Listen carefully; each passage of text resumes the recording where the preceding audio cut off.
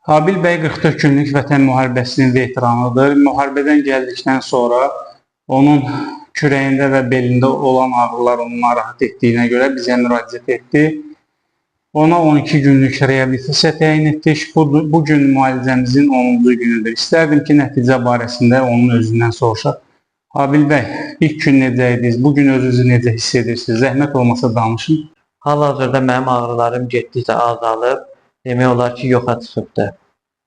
Nəticədən razısınız? Nəticədən bəli, çox razıyam.